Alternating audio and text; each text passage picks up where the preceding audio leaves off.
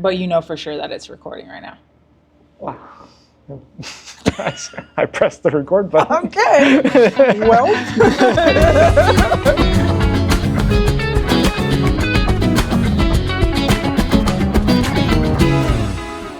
Welcome to Nicky and Me. I'm Nikki. And I'm me. Or were we going to switch sides? No. Oh. You stay there, I stay here. Okay. We're switching it up. So this is a special podcast where we are looking at the things that make SET special. Mm-hmm. And on our TVs downstairs, we have a bunch of "This We Believe" statements. Right. And so I thought to introduce people to our school and then to introduce this podcast, I thought we'd go through some of those "This We Believes" and just kind of comment on them. Let's do it. So I'm going to start off with "This We Believe," that every individual has the capacity to learn and to make a positive, meaningful impact on society. Yeah. So what does that mean to you? Well, hopefully every educator believes that. But in particular, our school, I know we believe it. And I think that shows we see every individual student as an individual student.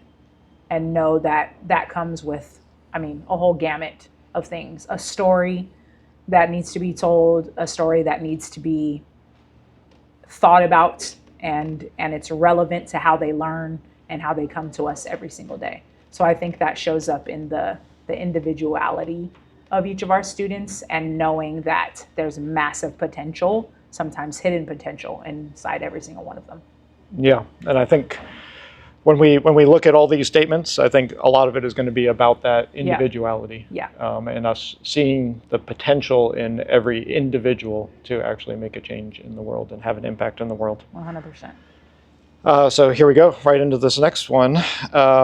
That every individual has a passion that is often untapped and can provide a source of confidence and inspiration throughout life. I think you should touch on that one, especially because you've been a cheerleader and igniter of our passion projects at this campus. Yeah, so I think the word that I want to drill into right here is the word confidence. And so for me, we often think of passions as just, let's just have fun. Mm-hmm. But for me, passion is so much more. So if somebody feels confident in the thing that they're doing, then that means that they're going to invest the appropriate amount of energy into that thing to actually become an expert at it. Yeah. And so much of life is just about showing up and putting in that work. And nothing's fun if you're never putting in enough work and you're never good at it. Sure. And so for me, when somebody's passionate about something, let's use guitar as the example. They love guitar, and when you first start playing guitar, you're terrible at guitar. 100%. And so the fact that after lots of practice, you start to get better, that then applies, you can use that same lesson that you learned from playing guitar, you can use that same lesson and apply it to other parts of life. And so for me, it's the start of everything. So, and we said confidence, but then also inspiration. So the things that we love to do get us to wake up in the morning and hopefully come to school, go to work, do the things that are actually going to have an impact on the world. You got to be inspired. If you're not inspired, might as well just stay in bed. Totally. All right, so the next one, this we believe, that learning and excellence comes in many forms, and that there is not one correct or ideal kind of achievement that all should be measured against. What do you think about that? I love this. So as a person who in school did not fit how school typically measures intelligence, I love this because I think we're really good at understanding that there isn't one way to learn and there isn't only one way to express what you've learned. And so you'll see all different ways of students proving the knowledge that they've gained from their teachers around this entire school. The walls that you may be able to see through here if you're watching this the things that are on the walls, the projects, the essays, the ability that our students have to show what they learn and show how they are smart. So that was something that a college professor said to me in becoming a teacher. She said that she wishes that instead of asking the question, how smart are you? Ask the question, how are you smart? Because we are all smart. It just doesn't always show up in the typical ways that a school may measure it. And thankfully for our students, we know that here. And we know that every subject isn't everyone's cup of tea, but we know there is a cup of tea for every student. Yeah, yeah, that's a beautiful way to say that. A perfect example of this, so I'm a parent of a student here on campus as well. And my child is artistic by nature, loves art, and the number of opportunities that she's had in every one of her subjects on this campus to express her learning through art has been pretty astounding. So, yeah. Cool. This we believe, that there is no one intelligence, beauty, athletic ability, religion, race, ethnicity, body type, learning style, sexual orientation, or gender expression that all should be measured against. It's back to that uniqueness. We allow people to be unique. 100%. Come as you are. You will be respected, loved, pushed to your potential, and you will be treated with respect and dignity here. You can show up just as you are and be successful, regardless of where you come from. Yeah. Cool. So then we have a few we are transforming education by statements. So we are transforming education by embracing individuality and uniqueness. I think we've hit on that one. Celebrating constant improvement. So I think that's something that is big for me, is that we're never done. Right. And so I make a big point of saying that even me as a 52-year-old, I'm not done. Right. And I'm growing all the time, and I love it when I'm able to show the students an example of that. Yeah. So, absolutely. We are transforming education by expecting, allowing, and accepting failure. 100%. That was, in my life, that was definitely something that I tried to avoid. And I still think we are programmed to believe that failure is a bad thing. And so we see students all the time who are scared to take risks, scared to jump out of their comfort zone because failure is a bad word.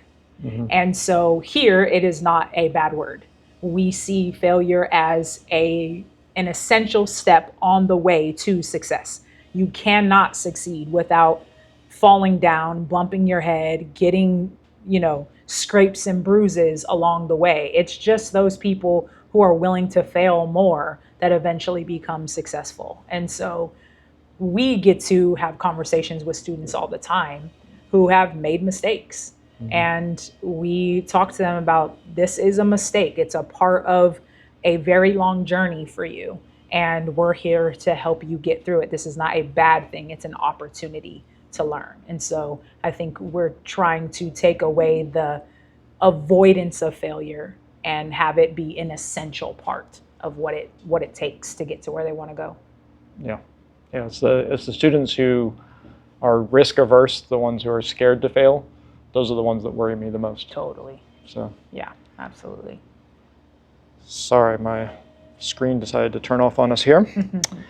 And then there's still two more of these. We are transforming education by providing students with the inner strength to accept themselves for who they truly are. This is you.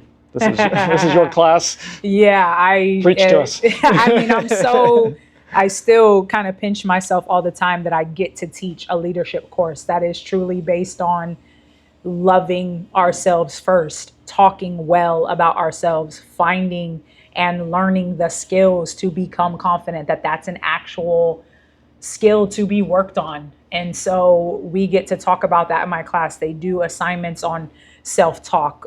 We're getting ready to get into emotional intelligence, which is one of my favorite things to teach. And so our stories, our identities are so beautiful. They're so unique. They're so important. And everybody, I heard this at a conference one time, that everybody has one best-selling book in them, and it's the story of their lives.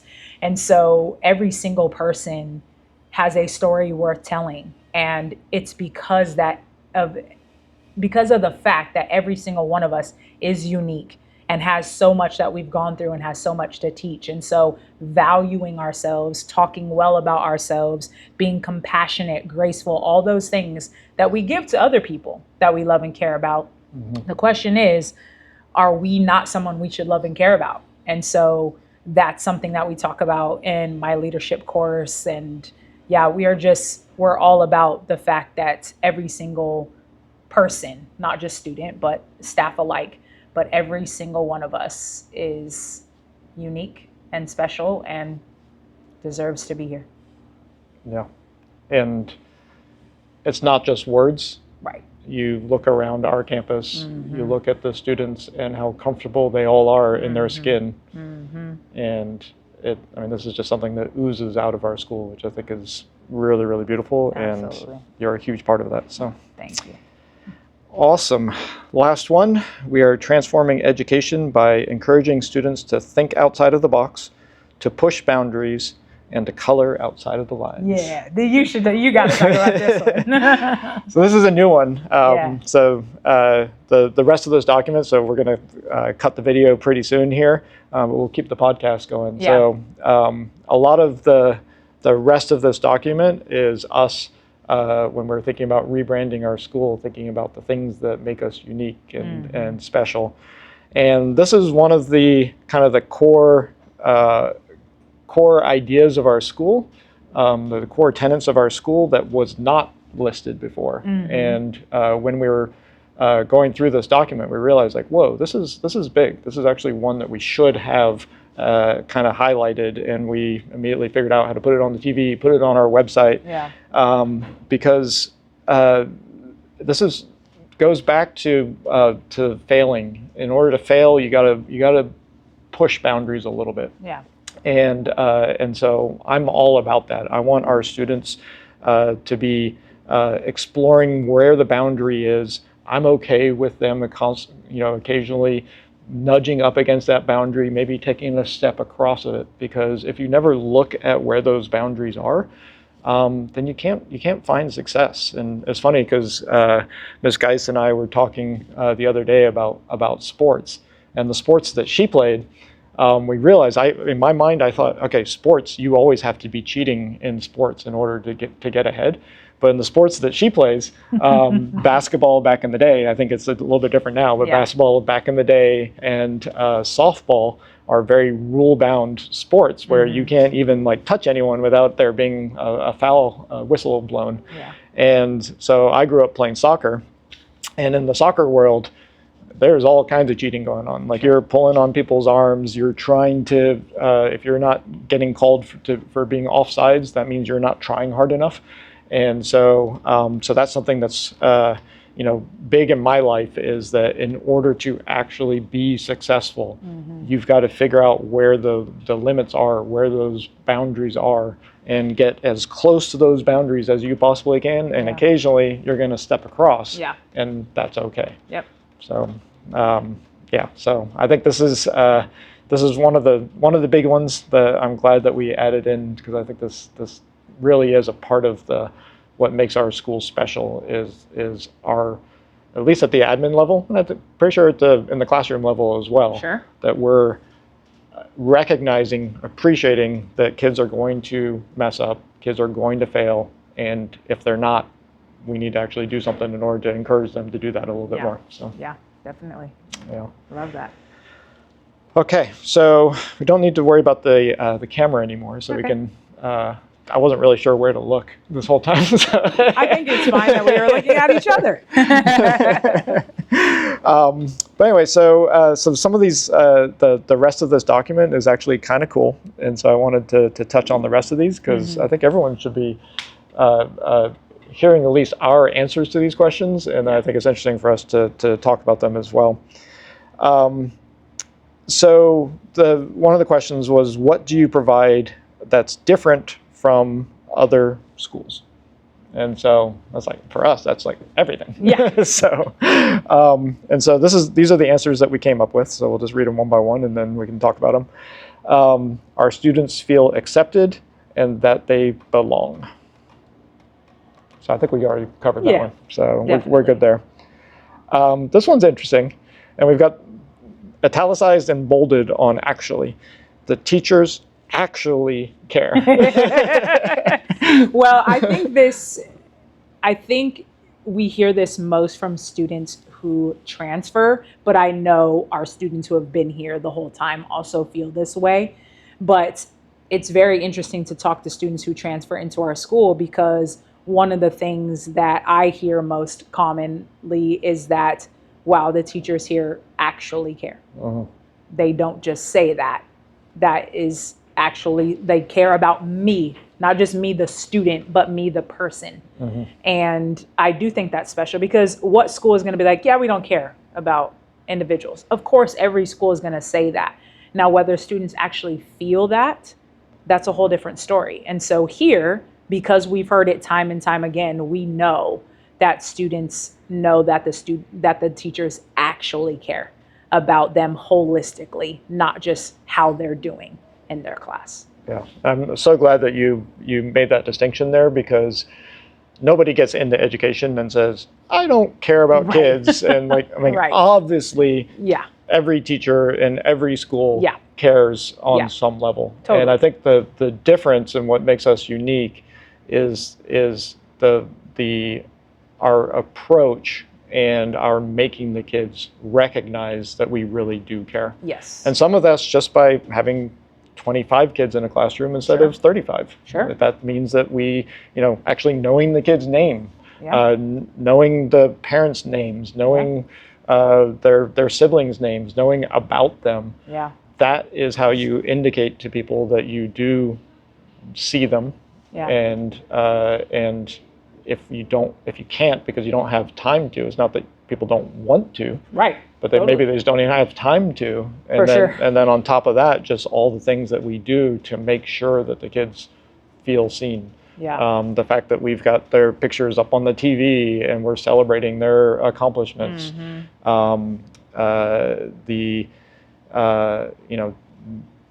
Saying their names when they come into school. Right. It's funny, like one of the things I thought was huge at our school before was we used to do MC and I used to do the handshake all the time. And with COVID, it's like, and so we haven't brought that back. But that's just like another, like, I see you. Yeah. And I acknowledge you. That's really super important. Taking time, having our doors open.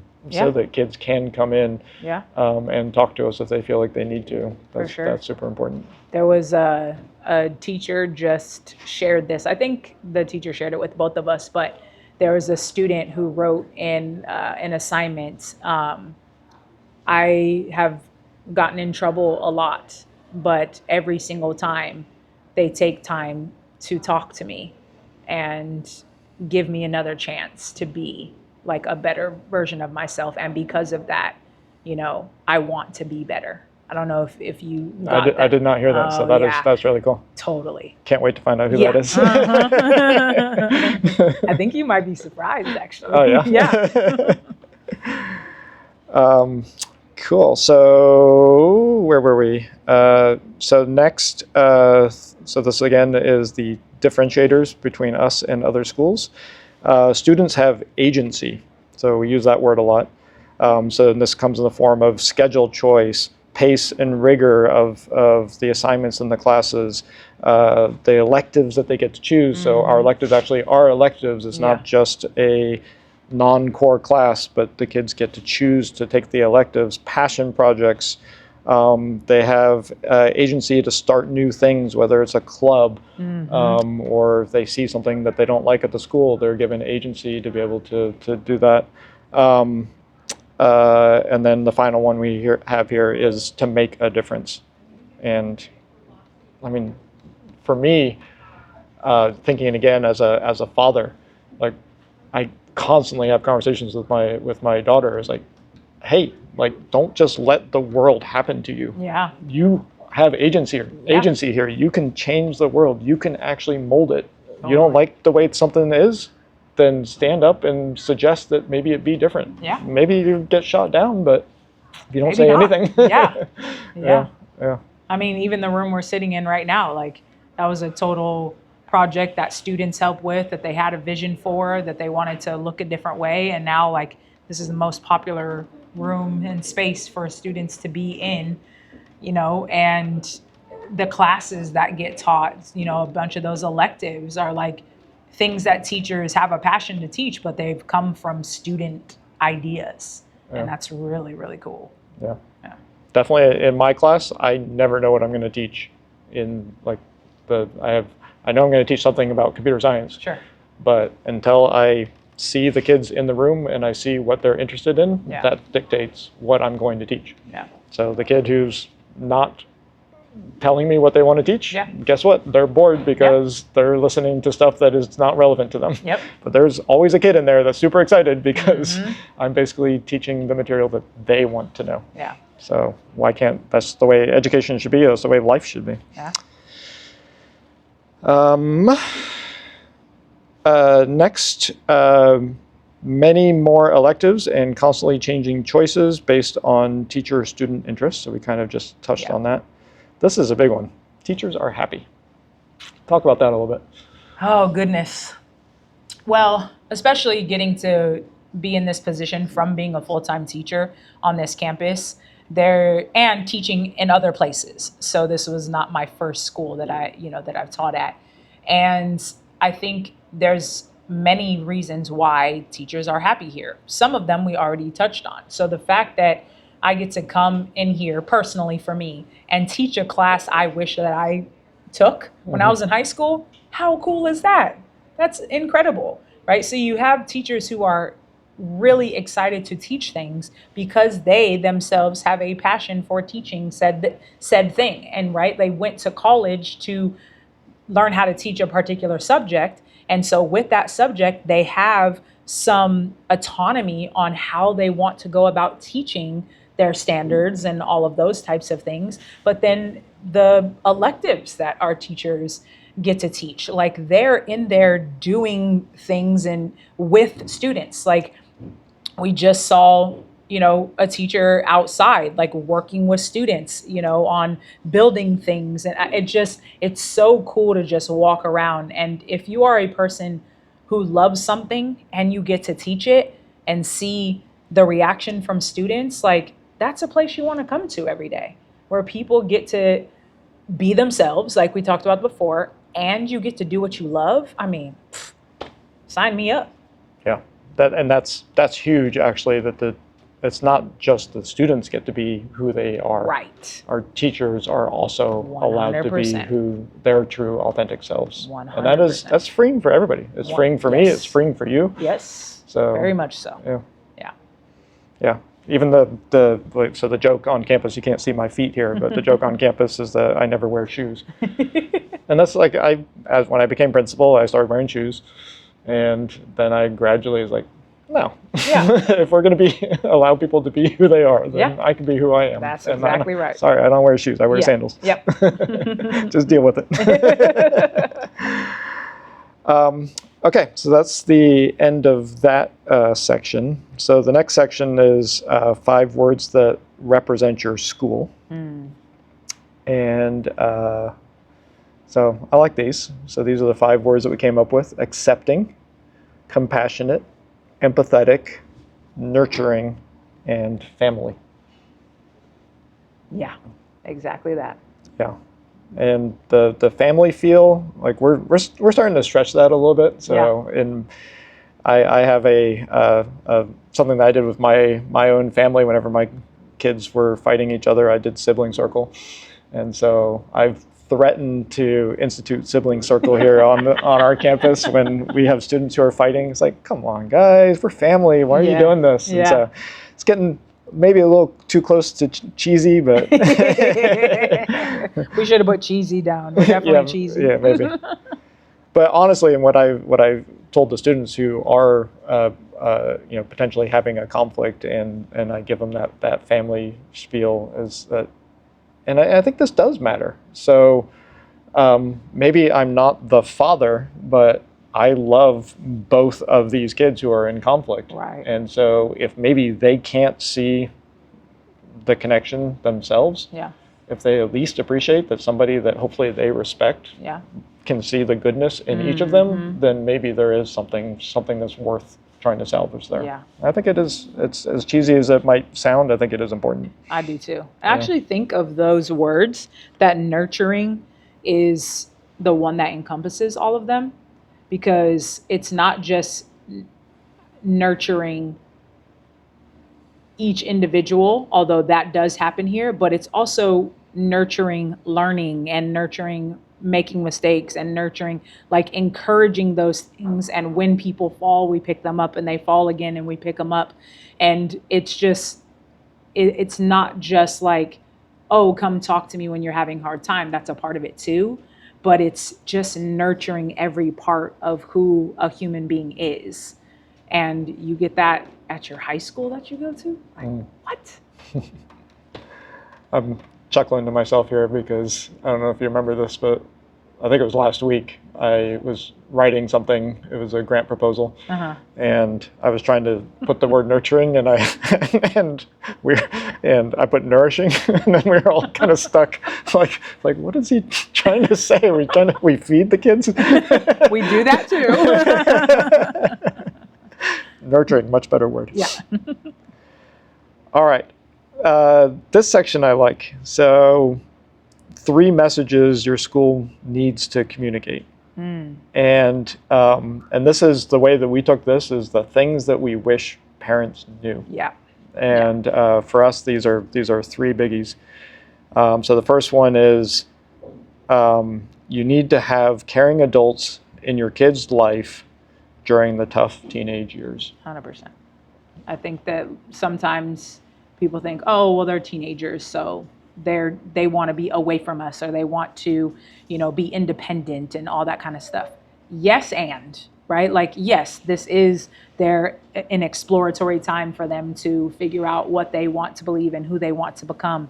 But along that road, you've got to have your village, and having as many people in that village that are helping you get back up, that are pushing you to your potential, that are wanting the best for you. You cannot have enough of those people in your life. And I think all of us can talk about how important our village has been, and that looks different for everyone. But if your kid gets to come to a place where they spend so much of their day, and that is also a part of their village, I mean, that's a huge win.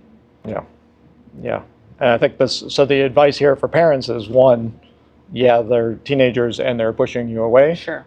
But they don't actually want you pushed away. So just think about your own childhood and the number of times that you wish that you could actually spend more time with your parents. Hopefully. I mean, not every relationship is that way. But I know that I was happy when my parents gave me an excuse to get to spend more time with them. Because sometimes we feel like we have to spend time with friends all the time. And it's kind of nice when sometimes the parents say no. Yeah. We fight and we scream and we pout, but really secretly we're happy. Yeah. But then the other side of it too is that there are going to be times when there is a conflict between the parent and the child. Yep. And that's when you need to have another set of adults, that whole village that you were talking about. Totally. That's when you need everybody to be there for to help the child through that tough time. Absolutely. And they always come back. Yep. All right, next, public high school is the only time in your kid's adult life when they are forced to work with and engage with people from all different backgrounds. Yeah.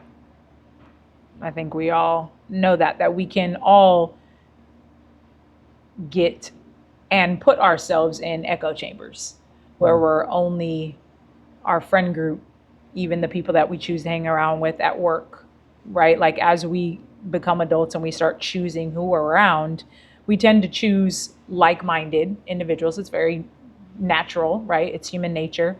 But in high school, they're sitting in classrooms with students that are different than them. And that's a good thing. That's a beautiful thing. And it's not an echo chamber. It's more of like, oh, all of these students in here are different than me. What can I learn from them? What can I add to their lives, right? What do I have to offer that's of value? And yeah, it's that forced time.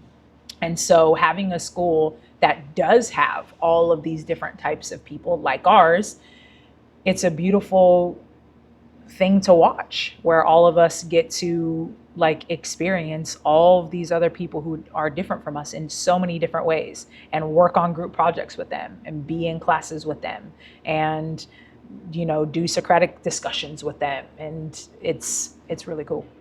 Yeah.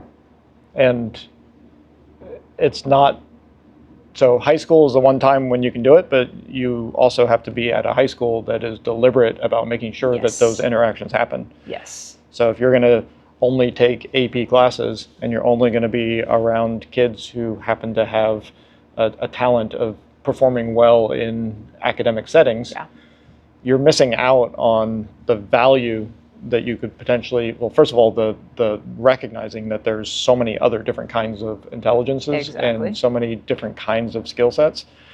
And then you're also missing out on what you can learn from those people as well. And so, so for us, we explicitly do not have AP classes because we don't want to segregate our students.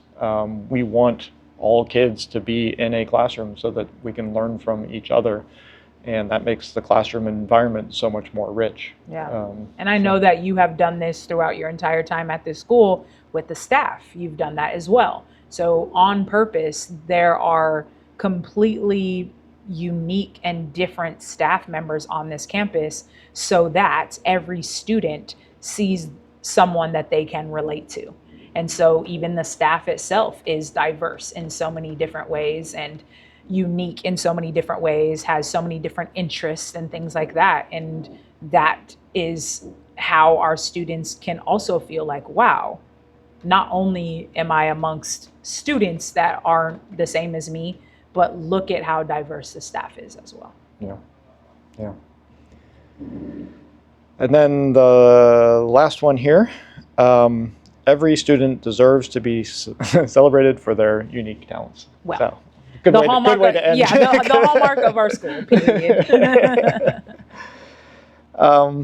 So that was us looking at the things that make us unique. And I think the final thing, I don't have these here. This is going to be a quiz for you. Oh, gosh.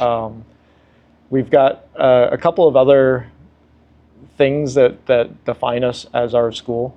So we have setup. So we say that we set up our students for success. And so I love this one because this is one that I can actually cite, and we use it every day and all the time. And so the S stands for social responsibility, the E for effective leadership, tenacity and grit, uncertainty is opportunity, passion, purpose, and performance. Did I pass? That one, but you know what's coming. Oh, no. Legacy. So we wanted to have one final acronym because schools are all about acronyms. But I do think it's important to not only identify the things that we want to see as growth for our students, and I think we all as staff also try to focus on setup as well.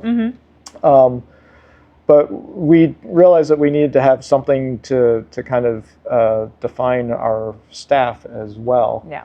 And we loved the idea of having the acronym LEGACY define the ideals of what it means to be a set high staff member.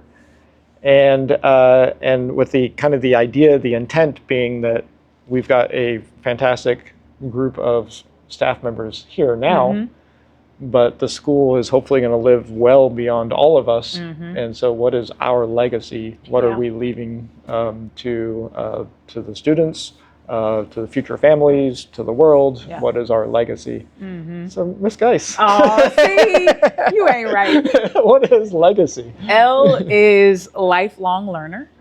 So we good. want staff members to be, and our students to be lifelong learners, always growing, like you mentioned. Uh-huh.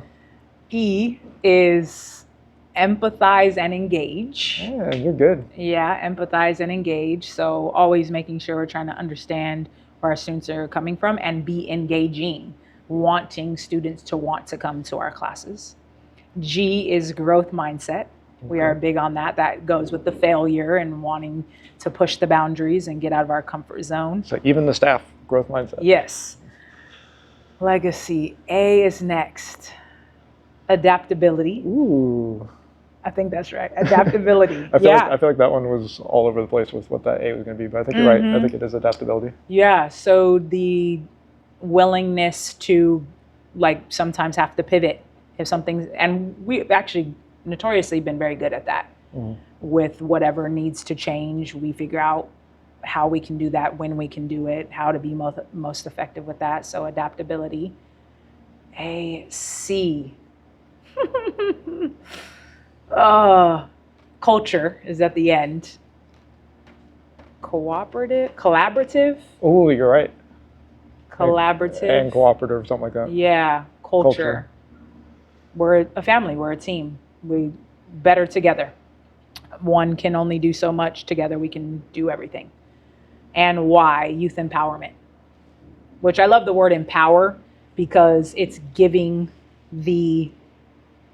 it's planting the seeds and allowing students to grow, right? We only get to have them for their time here and then they go off and do all the awesome things they're going to go do. So it is our hope to empower them to go and do that. Did I pass that one? That was pretty impressive. I think the C. I feel like I was close enough. Cooperative and not cooperative. Is it cooperative? I don't know. Yeah. But it is collaborative and it is culture. But I think there's another C there. Yes. So One of the that's few times I got an A on a quiz. So that's set in a nutshell. I think that's a good place to end it. All right. So hopefully the video, this is the next challenge here, is going to be figuring out how to have that video lead right into the audio in case somebody wants to listen. Or maybe we're going to have the whole thing. I think the whole thing's recorded. That's going to be a long video though. So. That's a very long video, yeah. Yeah. It's all right. Yeah.